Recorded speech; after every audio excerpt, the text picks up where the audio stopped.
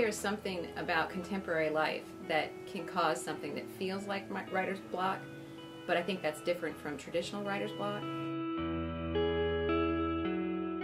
So I feel like something that I experience like writer's block is actually pressure from doing too many things.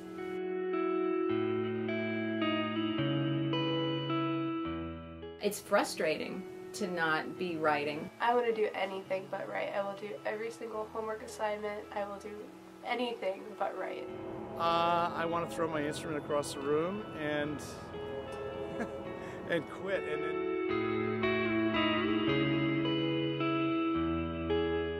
Sometimes I think contemporary people are thinking they're suffering from writer's block when they're really suffering from busyness or too much connection to the internet, the cell phone.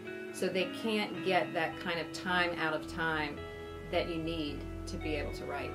Someone that is at a standstill or stuck in a process where they're unable to focus or get back into the rhythm of what they were previously doing. Creatively, it's on pause.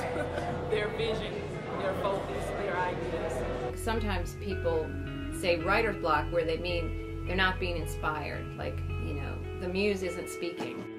The inspiration is not there for whatever reason. And I don't think you can rush that.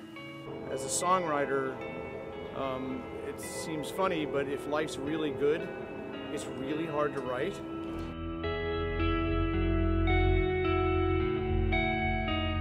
But I do think that actual writer's block exists, but I don't think that's what people are suffering from now.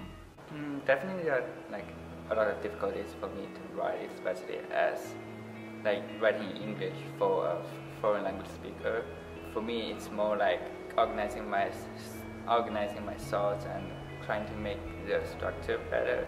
I'm not sure of the deeper meaning of it, but it definitely exists. I'm a songwriter, and so I am in the midst of a writer's block. I'm in the middle of 7 songs with no lyrics right now because I keep tossing them.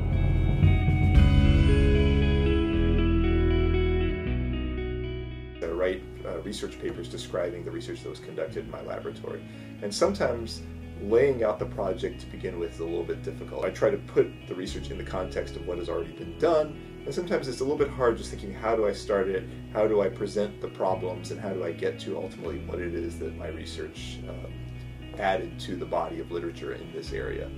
And sometimes, you know, I do get stuck with that. It takes a little bit of time. For me, writer's block doesn't really apply to engineering work or labs because you have a lot of the data in front of you and you just kind of rearrange it like a puzzle. But it comes to me, I think, when I'm doing like my humanities work. Writer's block is what happens to you when you decide to major in anything that's not humanities. You forget to throw in adjectives because that's what you're trained to do in biology and chemistry and physics.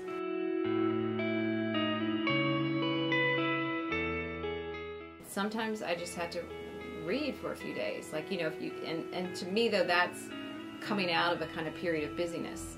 So it's not so much that I have writer's block as that I have to immerse myself back in the beauty of language. Immerse yourself in people who had like no trouble with writing, you know, like Charles Dickens, like Jane Austen, like all those classics. I would not read things that, let's say, I'm competitive with, so I wouldn't read things that are like what I'm trying to do. I would read things, let's say, by people who are already dead or in a different genre, but reading something that inspires rather than makes me anxious is very helpful. One of my students, we were discussing this in class the other day, and she said, well, if you have writer's block, you need to try something new. And I would absolutely agree with that. You might go to a new place to write. I've used timers, so you can do pretty much anything for 10 to 15 minutes, and so if you set a timer and just write, do a free write for 15 minutes, you'll often be surprised at how far you get.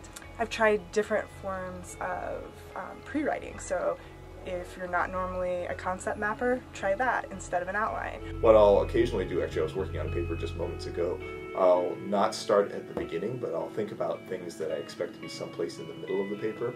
So I'll write, just little notes to myself. This is something I want to include. This is something else I want to include. I'll make an overall outline, and from there try to get back to the big part. Sometimes, I think silence is a part of writing, actually. And so sometimes people just have to wait, right? Kafka, who just put over his desk, wait. That's part of what editing is waiting. I will just do something else for a while. Like, I watched The Office the other day for like 2 hours and then went to bed and then looked at it again, and that helped me a lot. Not focusing on it too much because you're probably just going to procrastinate anyway.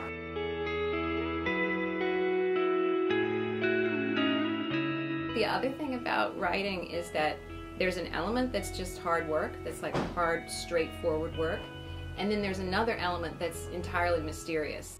I have friends who have put a picture over their computer screen because staring at a blank Word file is the problem for them. I think a lot of people currently don't understand how much downtime is necessary for writing.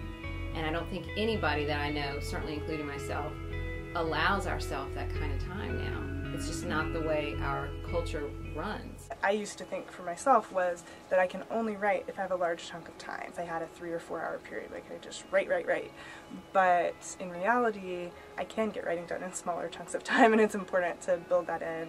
When you don't have enough free time, the writing you can do is kind of slick and clever and on the surface of things, but to have these kind of deep, intense, sort of Russian novels, I don't know that we have the lifestyle now for people to be able to produce that kind of literature, which I feel like is a big travesty. I found this quote by Louise Gluck, who's a poet I really like, which I thought was really interesting. She says, "When the aim of the work is spiritual insight, it seems absurd to expect fluency." Right? So if you're writing some kind of a mystery novel where you're following a formula, you might not have writer's block. But if you're trying to figure out the nature of God, it might take a while. I don't know, maybe I don't believe in writer's block.